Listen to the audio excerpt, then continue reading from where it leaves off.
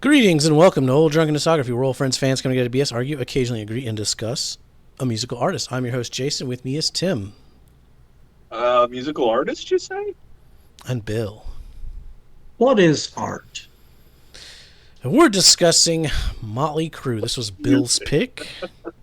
Bill's pick. I want to make that loud and clear. We rotate out who picks the bands. Bill brought Mötley Crüe. Stick around though. Tim's picking Carcass, so check that out. But today we're talking girls, girls, girls. Any production notes or band member changes or anything I should know about this before I talk about it? No, exactly. Same lineup, same production team, same everything as the last album. All right. Wild Side. I'll give them that. Mötley Crüe read the assignment on how to start an album kicking ass. They usually open it up pretty well. Really fun drum sound going on here. If someone mentions this band, I'm either going to mockingly sing Dr. Feelgood or Girls, Girls, Girls. This one is just so bad and dumb. It epitomizes everything I hate about the kicked in the nuts genre. Dancing on Glass, I was going to make a crack about Metallica ripping this song off with for Whom the Bell Tolls, but then I looked at the album date. The bell did not toll for me on this one. Bad Boy Boogie, the lyrics were so bad and so dumb, I kind of liked it. Top song contender. Bad is bad, y'all. Nona was so short and so simple lyrically and surprisingly really pretty, and it comes out of nowhere on this album that made the song that much more impactful. Top song contender. 5 Years Dead. Why does the line 5 Years Dead sound exactly like Girls, Girls, Girls? Now they're just repeating themselves on the same album. Pass. All in the Name of. Come on, guys. You better at least mention these fucking lyrics. She's only 15. She's the reason that I can't sleep. Yes, Vince, we say illegal. This is the shit that bands I listen to make fun of. That's the song, isn't it? Yes, it That's is. the track. Yeah. Yes, it Okay. is. Yep. Okay. Once you say it out loud, you're like, wait a Yeah. minute. Okay. All right. Ta-da! Something for nothing. Yes, this is approaching Nickelback levels of bad. Glad we got through that discography first so that we had that new color on our color code. Stick around for that. You're All I Need. Like, I don't get these bands that just go from banging all these chicks and then turn around, but baby, I love you, I need you songs. It just feels so authentic. It feels fake as fuck. Oh, and I see they close with an Elvis song. Oh, you were supposed to ask if Bill knew if that was a cover. Nah, if he didn't know that one. God damn. It's actually a pretty decent. I hate Elvis. I'm not an Elvis fan, but like I'll give them that they did Jailhouse Rock pretty good. Bill, have you ever heard the original Jailhouse Rock? Elvis who? You See the joke. movie. Pretty You good. Yes, joke. I've seen, I've heard the original Jailhouse Rock. I'm also not a big Elvis fan though. After our shout at the devil, I can't take you. I can't. I gotta make All sure. right, we got to ask. We gotta Oh ask. yeah, no, that's perfectly fair. I best say yeah, I'm just not a fan of Jailhouse Rock as a song, period. I mean, I'm not either, but Left, right, or center. they do it okay. They added some energy to it. Say, I'd probably put it above the Elvis version, but that's just because I probably would by too. default. I probably would too. Uh, so anyways, I'll just follow up right here and just get going through mine. Wild Side, great opener. Love the energy they bring on it. Potentially best opener thus far, I would actually say. Girls, Girls, Girls. This was probably the second song that I heard from Mötley Crüe. Shocker. Um, it's really dumb.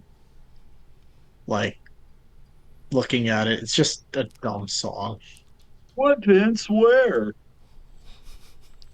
Dancing in Let me show Glass, you I what I wasn't want. that big of a fan of the instruments on that one, really. Bad Boy Boogie, yeah, it's a fun little boogie. Um, Top song that's about contender. it. Uh, Nona, it's there, it exists. 5 Years Dead. It's decent from the standpoint. I'll listen to it. All in the name of, I mean, hey, she was in the centerfold, so uh, That she was. that's that's got even more questions behind it, honestly, when you think about it. But I mean, it makes Christine 16 look older. Something for nothing. It's yeah, you're all I need. I'm so glad I wasn't next to the microphone when you said that. You're all I need. I thought it was actually it wasn't a bad or not bad. I thought it was actually a pretty good second to last closing track. Um, I enjoyed the tempo change. I don't know if I go so far as top song contender on it, but I thought it was a solid song nonetheless. And then I already talked about Jailhouse Rock. What'd you say about Nona? Anything? It's it It's just there. exists. Yeah. It exists. The fact that it exists to me makes it more powerful. Like, it's so weird that it's just like this beautiful short little thing is sandwiched between shit. It's odd. Like, it's such a, I don't know. It made it feel more powerful than it should have been. Well, and I'm guessing you guys don't know the story behind it then. No, I don't know anything about Nona. Nona is Nikki's grandmother who raised him, and she had just passed. Oh, Mm. I mean, it's such a sweet, like, beautiful piece of. It's weird. Top song contender. Yeah, I mean, you guys kind of covered my notes. Wild Side is decent. There's a reason it's on every greatest hits release they're ever going to put out. Um, and we know why Girls, Girls, Girls is going to be on every greatest hits release as well. It's a signature song. Um, However, it is 2025, and unless you're in a classy strip club that's mentioned in the song, I see no reason to actually play it. Yeah, time and a place. Yeah. Dancing on Glass is terrible. Bad Boy Boogie is even worse. And then, yeah, you get to Nona. And yeah, I understand the sentiment behind it. Um, but in and of itself, without knowing the story, it's just it's kind of terrible. It's short, it's repetitive, it goes nowhere. Um, I liked it. I think it's that. an idea more than a song, I would say. Um, but I get it, especially on this album. You're like, give me anything with some emotion. I mean, I'm not. I know sometimes we do our top songs, and I pick the shortest songs as a joke for the bands I don't like. But I actually really did like Nona. I thought it was. Sure, no, I can see it. I can see it because it does work, especially in the context of the album. Um, 5 Years Dead is just another throwaway filler song for me. 5 Uh, years dead. yeah, and you're right. It's the same melody as Girls, Girls, Girls. Um, all in the name of. My notes say leave it to the song about Tracy Lords being the best one. Um, it's got some energy. It's upbeat. Yeah, the lyrics are terrible and wow. But 80, what was this, 87? That was when that scandal broke. So Yeah. um something for nothing I think is terrible. That just total skipper. You're All I Need is Home Sweet Home Part 2. It's the exact same formula. You could tell they're trying to go for a hit. It's the paint by numbers mid to late 80s glam rock power ballad. And then yeah, a live version of Jailhouse Rock just feels like live track filler. And obviously this is like the depths of when your main creative songwriter is doing so much heroin that he actually dies at one point. The creative bank is pretty bankrupt at this point, I feel. I don't know. There's been a lot of bands that have made truly great art on that genre choice. Yeah, well, and that begs the question too. It's like, okay, there's a number of bands. It's like, well, was their best stuff when they were at their lowest in life? Maybe. But this also feels like, this feels like they're just getting away with crimes. But at the same time, in the general, like in the Mötley Crüe fan base, like, or in just their legacy, like this is considered one of their high points. This was top 40. Yeah, this album went to number 2 on the charts, I believe, which prompts the production change for the next album because they desperately want number 1. Yeah, no, the album was huge. Yeah, I'm sure you could still turn on the radio right now and Wild Side and or Girls, Girls, Girls is playing right now. Not all the name of though. Top song contender. Y'all, bad is bad, y'all. You said Dancing on Glass was top song contender. I said no was the top song contender. Oh. Well, I might have a couple on here. I might have a couple, but I've had a couple on all of them. That's the problem. As big of a jump as Shout at the Devil to Theater of Pain was, I feel this one is just as much of a jump. Yeah, I agree. Yeah.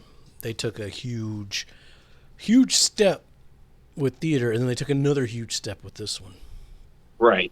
And I believe they're going in the wrong direction. Well, they may turn things around.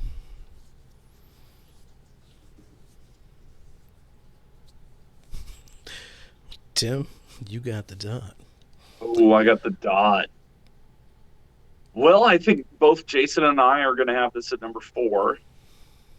You're correct for me. I don't know. I think Bill thinks this one's a little more consistent than Theater of Pain, so I might move this to number 3 for Bill. I mean, it's consistent, but it's consistently worse. Okay, yeah, so you just right line, yeah, 4th place. Yeah. I mean, you're right, yeah, it is consistent, but it's just consistently below. Right. I mean, if you took off Wild Side... Yeah, just take off Wild Side. The whole thing is just garbage. Yeah. You could take probably 5 or 6 from one and five or... You can make a good 10-track album if you took the best of the two. I think if we shortchange this album and complement it with a couple from the next one, you could come up with that. Well, then you get a nice solid 12-track. Right. Yeah. 11. You can get a good 11 track. Maybe a hidden bonus track at the end. Put Nona as the hidden track. Right, there you go. Yeah, perfect. That would be a good hidden track. So is it number 4 then for you? Oh, yeah. Okay. Why did we cover this band? Stick around. Dr. Feelgood is next, and we're also going to talk about Decade of Decadence next. Sophisticated. Spoiler alert! I didn't do my homework on that one. I couldn't take it. I'm sure it was a bit. You've already heard half of it. I lived a decade. I don't need to do it again. So yeah, give us a like, give us a subscribe. Let us know down below what your favorite Mötley Crüe album is. How wrong are we? How right are we? Also, leave a comment down below if you're like, yeah, man, you guys are spot on. It's always nice to hear positive things sometimes. It is. Especially on the internet. Come to ODD, where we do positive comments. We do positive. Only positivity and love here. Man, I can't wait to get a positive comment one day. Poor Bill. Actually, no. I should. Herb gave me a positive comment on, was it 99 or 98? 99.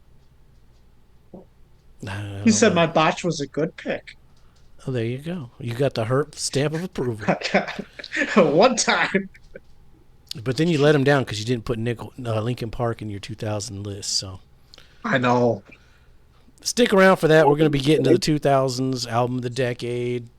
Maybe Mötley Crüe shows up there. Maybe not. As always, be safe and what, Tim? If they say illegal, it means it's illegal. Bad is bad, y'all.